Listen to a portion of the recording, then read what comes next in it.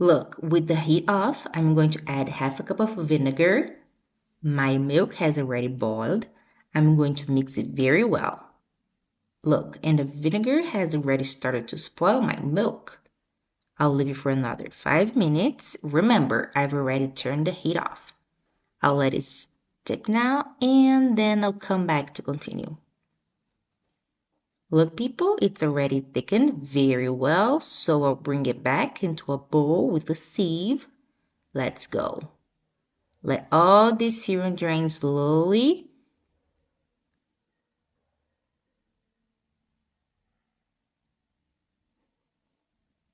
And now with the smaller spatula, I'm going to press it to drain all this syrup well.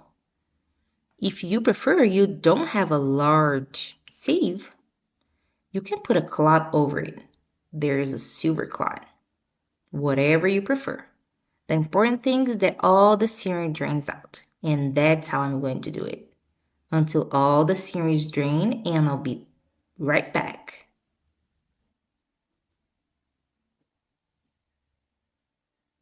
Okay, now I'll bring it and put it in my blender.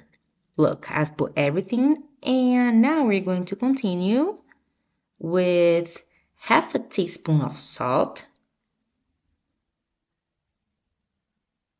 I'm also going to add 1.5 teaspoon of butter, which you can also use margarine, no problem.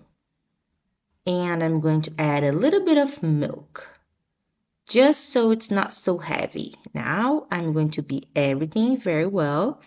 If it's still heavy, add more milk, okay? Look, people, I've beaten very well. Now I'm going to pour it into this bowl, and look how creamy it is. What a perfect curd cheese, huh? I'm going to put it all in, and look at that.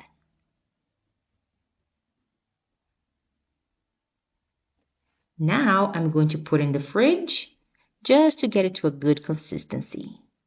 A matter of 30 minutes later, I'll be back to show you the perfect result.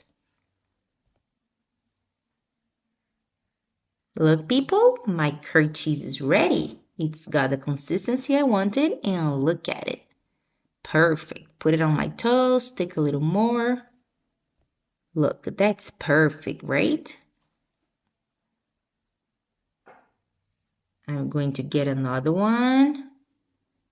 Guys, it was perfect, wonderful. Make it at home and you'll love this homemade curd cheese. Enjoy!